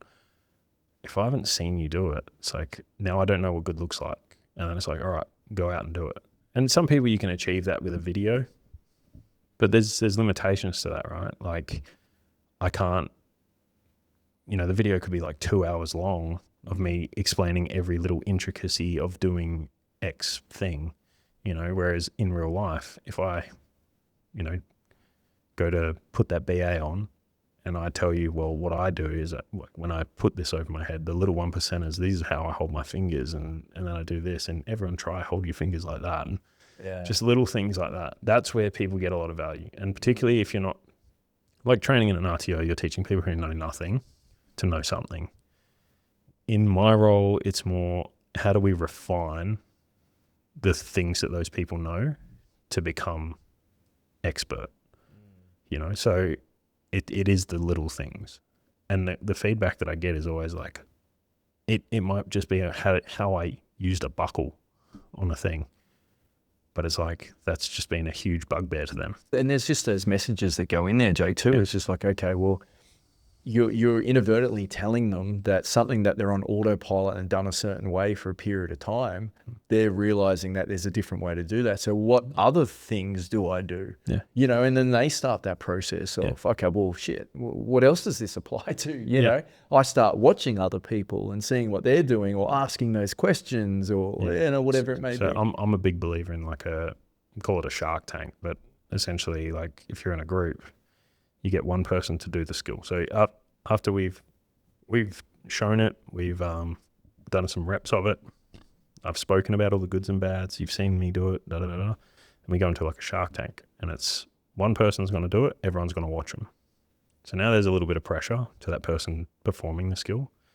So it's, all right, how do you do it under pressure? As they're doing it, the task of everyone else is to look for anything that can be improved. I don't want to hear the fluffy, oh, you did a great job. No one remembers that stuff, right? Like what keeps you up at night? It's the one time that person said you look fat and that or whatever. It's not, you don't remember all the good things that everyone said. And that's, I remember all the negatives. But not only does it help, they get mental reps by looking at the little things that can be improved. The person doing it learns to receive feedback and go, oh, okay, I can try this or try that I didn't quite do. But it also gets a team comfortability with calling each other out on things. Because at the end of the day, particularly in like my line of work, I'm just looking out for your safety or safety of someone else. Like if you don't wear this thing, like this BA correctly, you could die. I don't want you to die. Because I'll have to drag you out. Yeah. But you're my I friend, get it. you're Yeah. my colleague. Well, you find that, and you'll relate to, is that, in footy you can be really direct, right? It's like if there's something that you're not doing right, like someone will call it out, like to your face. There's no issues with that, right? Yeah. Ever since you're a kid, like that's been pretty evident, right? So but that regresses, particularly the further you go along and the different people that may not have been involved in that sort of feedback before, right? Yeah. Where you do feel that, okay, well, we probably need to put a filter in here and, this was really great and this and this and this. And it's like, I'm not telling you because I want you to feel bad or anything like this. I'm telling you because it's going to help, right? Like it's what we're here to do. And I think in like a corporate sense, it's, you have to be a nice person, right? You don't want to be out there being a dictator and an asshole and telling everyone that they're wrong. And there is a fine line there. But like in my line of work, sometimes you can't sugarcoat things. There's not the room for it. There isn't, and it's hard. Like being that emergency services isn't mining's like priority. It's about production. That's what keeps us in the business. It's what keeps my job and everyone else's job running, is that dirt getting on a boat, so it's hard to like find that happy medium of like being able to be somewhat blunt sometimes, but it's like teaching them how to receive that feedback as well as give it. Yeah. Well, earning the right to give that direct feedback, right? Yeah. And if you're up the front and you're clipboarding it and being one of those, you're not going to earn the right because you're not one of them. Yeah. You're different. You're above them, right? You're showing through your actions. But if you're in there, helping them out, doing some stuff, learning from them, showing that you're flawed as you are as a human being, and it's like, okay, well, you've earned the right. Yeah. And Jake's good. I like, he's one of us. Yeah. Yeah. I get that he's not being an arsehole. Because it's that one time where like they're doing something and they're not quite right. If I stand there as the one who's supposed to be double checking and keeping an eye on you, am I going to sit there and stall and be like, oh no, they probably know what they're doing. Like I don't want to, be, in their face about this or whatever. It's like, and then they go in there and they die. Yeah. How are you going to sleep at night? Yeah, that's right. Whereas I could take that 1 second, I could fix it myself. Yeah. Or I could be like, just fix this thing or just do that thing. And it should be like water off a duck's back, But I think, people's life experiences, when they've been nagged at by a boss or they've had someone micromanaging them and stuff like that, it's like they have to relearn how to take that feedback and not it come brings back up and think old about it. wounds. Yeah. Because I get it. So MERC, so Mining Emergency Response Competition. Yes. That's right. So annual event. You guys, you're in charge, I suppose, of a team or part of the team? I was, the manager of the team. Yeah, so the manager of the team. And what does that look like? So annual event, how many people, all that sort of stuff? So it's, I think, don't quote me, I think there's like 16 teams or something along those lines. From across mining. Yeah, in general, okay, so, yeah. And it's a West Australian thing? Yep, they had one invitational team from Indonesia. Okay. I think that's a common thing. This was my first year being a part of it. So I'm not the guru on how these things work. No. I know there are other competitions as well, but my job was heavily like admin and logistics. Like, it's not the side of it that I necessarily enjoy, but why you wanted to be in there with them? Oh, of course, man. Okay. Yeah. I'm a grunt at heart. Like I just want to get in there and get stuck in. But okay. But for me, it was like, I guess I could take a step back, learn from. So I had a team of trainers, which is where like Breno and that come in. Yeah. Shout out to Breno. He's a sick guy. Like the hardest thing for us, like historically, was we would bring a team in. They all worked at different places, so they never really worked together. And then like 2 weeks prior to comp, do some training and then off you go. Yeah. Sink or swim. So no real off season as such. Yeah. Yeah. And it made it really hard for them, right? Like in a job like ours, those team dynamics, that trust, like understanding each other, like it's huge. It's massive. It's similar to like a footy team, like when it comes down to, other jobs, you can sort of bypass some team issues, you know, and it's not going to mean someone's life. You know what I mean? Whereas, you know, in our job, if a team doesn't bond and they crack the shits on the job and something doesn't happen, someone could die from that. Yeah. You know? So you've got to deal with it. Yeah. So a big part of like our thing leading up to the comp was like, we want to build a team first and then work on their skills second. Yeah. If we create a good team, let's see how far that can like go. You know, like I heard Breno on a podcast, and he said he was from WA and doing like leadership and consulting and stuff like that. And I was like, hell yeah. So I hit him up on LinkedIn. What I didn't realize was that one of my bosses was also hitting him up on LinkedIn. So we're like, oh, well, we can sort of attack this from both sides because we could see the value in that, right? It turns out he's a sick guy. Like you spoke to him and stuff. He's a good fella. You know, you see people with that, I guess, reputational standing for what they've done in their life, and you immediately come with these like perceptions of who they may be, and he smashed those out of the park. You know, real easy dude, cool to talk to, a mentor of mine. Like he probably, I'd never say this to his face, but yeah, he's a mentor of mine. Like, but like that situation, right? Like, you're managing this. You're a trainer, right? Yep. Like you've got a region that you look after. You've been put in charge of this sort of thing, right? To manage it and get some outcomes.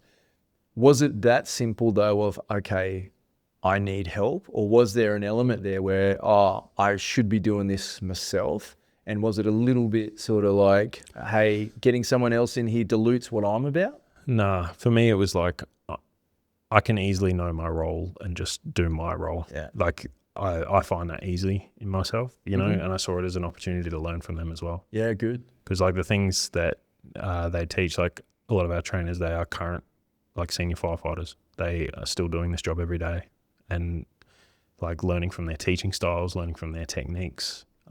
That's something that I could then bring back to site and add more value to the wider company. Yeah. Because like our team's only 10 people, right?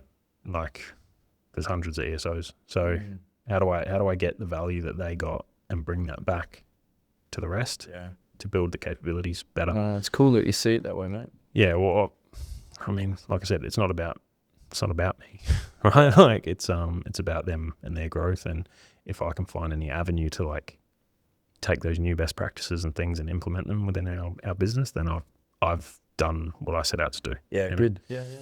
So how long were you training for as a unit? So we were doing like 3-day blocks every couple of months leading up, and they were more just like the team getting to be able to gel with each other. Like we started off with Breno, and he gave him a bit of a you know, what high performing teams look like, and sort of how you know, how to work together and things like that, the cultural basis. And it was good that we started that way because they got the gist. Like the team was like pretty set on how they were going to do it, and we ran a selection process for it as well. So it was like they'd all earned that spot, which, you know, I understand through rugby and stuff like that. Like when you've earned it, when you've earned it, it's like the buy-in's sort of there already, and then it's just building that culture piece. So those 3-day blocks were like skills. So we could that was where our teaching was done. And then we did a 2.5 week block leading into the competition, which was 2.5 weeks straight, training all day. Pretty much just scenarios, like do this, and see sort of if the things that they'd learnt leading up and that cultural sort of blueprint that was created, how that would work throughout. Team had a win. They won the vertical rescue excellent part, which was awesome. They got I think 3rd in road crash, and there was a 2nd in theory, I think. So they had like massive success, like years leading up. You know, they were like middle of the pack sort of stuff. So we've had that progression forward, you know, and like competitions like that. I mean, a lot of people don't see the value. Like the supervisors on site and stuff like that, you know, they lose a person for a few days every couple of weeks, you know what I mean? And they're like, You know, Well, it gets back to what I was sort of saying before is like, is it easy just to have others to come on and see the longer term benefits? It's not that easy for a lot of people to see that, right? And the same for what you're expressing there with, you know, guys up on site. It's like, hey, there's longer term benefits here that's going to add to the whole site and in the end, people's health and safety. Like it's a pretty cool thing. and that's where like I see that as my responsibility in my role is to prove to the sites like they'll see me training the teams and they'll see some of the stuff, and you know, a lot of those supervisors have been in the game for a long time and they might see something new and then they're like, all right. And I'll always give credit to MERC taught me this, or you know, even from a managerial perspective, like I wasn't out there training the team. I was, you know, dealing with their flights, their accommodation, making sure they had uniforms, making sure they had the gear. I was doing all that stuff. Which The grunt work, really. yeah, you know, it's you know, it's a shit job, but it's a job, and you know, the team's awesome, man. They gave me a lot of credit, more so than I feel I necessarily deserved. I just did my part. I tried to do it to the best of my abilities. There's heaps of improvements that we could still make on it. Hopefully in future we will continue that sort of trend, and you know, part of their culture contract that they made was, you know, the legacy. They wanted to leave that team in a better place than they found it, and they certainly achieved it. Oh, that's great. It sounds like a really cool sort of setup. Yeah. For you now, moving forward, like you know, you've obviously proven yourself. You've gone from a contractor point of view through to a permanent, you know, member of the team, and then you get a secondment to sort of do this stuff and run this sort of stuff. So obviously some people think that you're doing a pretty good job, right? And you've got some potential, and you're worthy of it. Like what's next for you? Like what are you? To be honest, I just want to do my role as best I can. Like I said, for me, a big focus for the rest of the year is to achieve what I set out to in my career, stuff so far, like meet my goals. But, you know, get some time with my family, and, you know, I know that's probably a thing that I need to. I've always been so focused on work, you know, and being able to like spend some more time with my wife and kids and stuff. And yeah, I'm sort of that, you know, I still want to do my job to its full capacity, you know, but I think I'm trying to focus on my work-life stuff. Yeah, something's got to give. Yeah. Yeah. No, that's cool. Okay, so the next 12 months, just really refining and going from there. Yeah. You do some stuff too with the Army Reserves. Yeah. Like, what's the go with that? Like, have you guys got a bit of a history in your family with that? So my old man was in the military. All right. He was with 1 RAR. His my dad's a very quiet guy, very hard worker. But yeah, he didn't share too much about his military, but like we always grew up, like I have 2 brothers, right? So it was very manly type place to grow up, you know. I think I saw Platoon before I was like 4 or 5 years old. That was your Wiggles, yeah. Yeah, you know, grew up on Platoon and Braveheart. He fucking loves Braveheart. Yeah. But like, so Army and stuff was always like a thing. Yeah. Always something I always wanted to do. And, you know, I kind of got into that sort of older. So I think, you know, some of the shock factor of like going through basic and all that sort of stuff, like wasn't as shocking to me as it is for a lot of people when they get in there. Yeah. I know it's just a game, and, you know, you just play your part. Yes, sir. No, sir. Write it out. Yeah. Yeah. I like that when I do that, I can just be a grunt again. I don't need to think. I just, no responsibility. Yeah. You know, and so it's a good release for me, and it keeps me like humbled again, like so I can get yelled at just like everyone else. You know, it might not happen out in work, but it definitely happens. Yeah. So how did you go through like that basic stuff? It was pretty. You found it pretty. For me, the adaptation to that was pretty easy. Yeah. Like I've been making my bed. I've ironed clothes. I've done, you know, that stuff's, you know. It was not really much of a thing for me, whereas, you know, I'm there with some fresh 18-year-olds. Mum's cooked them all their dinners. They've made their beds for them. They've washed their laundry, done all that. So some of that stuff's a bit of a shock factor to to those younger ones, but it wasn't really for me. What I found was like, or what I tried to do early was help them. Like, and look, some of these people are in their 40s, 50s, you know, and I was helping them get dressed in the morning. And it's you know, it's just that shock factor, you know. Yeah. I'm used to not sleeping much and like getting yelled at.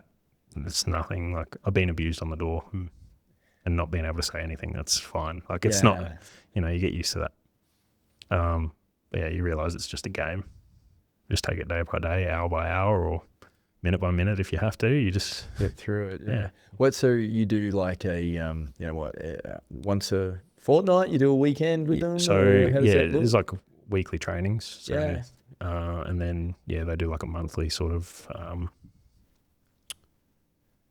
field stuff. Yeah. So you go out and it might be like you're just running a mock scenario mission, whatever it may be, or there might be a course or a thing on. So like for me, that's sort of my hobby. Yeah, well, I was going to say a bit of fun, like learning about that stuff, different equipment, how things work, some tactics. You know, like that's pretty cool. You know, like, and it was something I've always looked up to, always wanted to do.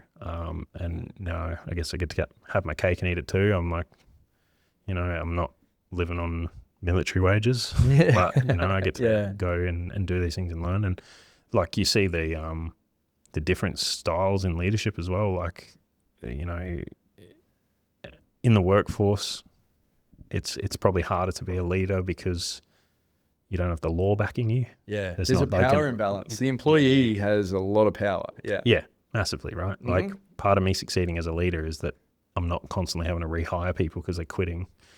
Like in the military, you don't really have that. It's like you listen and do what I said because I said it. Well, there can be consequences, you know, and like legal consequences. You know what I mean? So, and it's not to say that the military is like that. There are obviously poor leaders everywhere, right? But you know, that I think even the army that I know be different to the army my dad knows. Like, he would tell me stories where, you know, if you didn't agree with your sec, I was like, all right, go into this room and fight them. Okay. And if you won, there'd be 2 secos in there the next time. Yeah, okay. You know what I mean? Like, so you figure it out. Yeah. Like, they don't do that nowadays. No, methods have improved. Yeah. But, you know, I think, you know, the way they teach now is the cool thing with the army is that they are constantly learning and adapting those processes, and they have been for centuries, right? Like Napoleon times, you know, there's things in there that are still there from then to teach discipline and teach like teamwork and all that sort of stuff. And they get a huge array of people, like very different people, and learning how to get through to those people. They have, I guess, strategies and to be able to teach anyone those things that they need to know. So it's cool, like that see one, teach one, do one, and all that sort of stuff, like step by step, getting people to go through processes step by step, like don't get ahead of me at any time, and you know, you do this step, and then you go into the next step, and it's like it's that training structure is built to like get that lowest common denominator up to standard, you know. And so there are things that I've taken from that training, what you're doing, you know. And again, like I think the hardest thing would be like, say, for officers or something like that, you know, they get put into a position of power, and you know, you see good ones who listen to the dudes with experience, or you can see bad ones that take that as a power trip and they send it, you know. I've always been a big believer in like earning your spot, which is why I went enlisted. You know, because you could have gone into enlist as an officer, like that's an option. You can apply and go through their processes to get into that, which is cool. And like, I would have learnt heaps more stuff, right? Different stuff, but like probably more administrative. Yeah, but it's good too to have a release. Like I liken that with what I do with playing rugby league. Still, it's just like it's a time where I can just be one of the team, like as in, you know, I don't have that responsibility of having to do anything. I can just, roll up my sleeves and do something physical. Like it's cool. Yeah. It's a nice change. Yeah. Yeah, I think it's huge, and I think as like any leader, they should really look to put themselves back on deck. You know what I mean? Whether that be go out and like do the mundane tasks of the teams, just spend some time, because that value is huge. Like in your administrative side of things, when you are rostering people on or you're doing this, that, and the other, it's like they remember those moments where you weren't too good to be one of them again. It sends a really cool message, doesn't it? Yeah. It's really powerful. Something so simple. Yeah, man. And it might just be like change the bins. Yeah. They see you take a rubbish bag out, it's like, Yeah. well, they don't need to do that. You know what I mean? And something so small like that will just change the whole team's perspective of you. Yeah. No, that's cool, man. I've enjoyed it. Loved getting a bit of a download of the last sort of 13 years, and it's interesting to learn what you've been doing, mate. And it sounds like you found a nice little spot there in regards to a lot of things of the security stuff and understanding, reading people, and then the training stuff and how you get that across to people. A little bit of stuff with your sport, and you can sort of see some links there. So I think it's awesome to understand it, mate. Oh, it's been a pleasure. Like, thank you for having me on here. It's not something that I generally would have got on or been like willing to do, but I think the value that you add in something like this is huge. Because I know how much I learn from things like podcasts, right, and long form sort of media. And like big motive for me even being willing to do this is like maybe there's something that I say, maybe one thing, someone resonates with that, and then they go, oh, that's fixed a problem for me. So what you do, man, I love that you do this. No, thank you, mate. It's like, and that's why we're here, right? It's just if we can just pass on something that can help one person, and that's where it started. I mentioned that in our first episode. Is like I wish I had something like this that I'd found.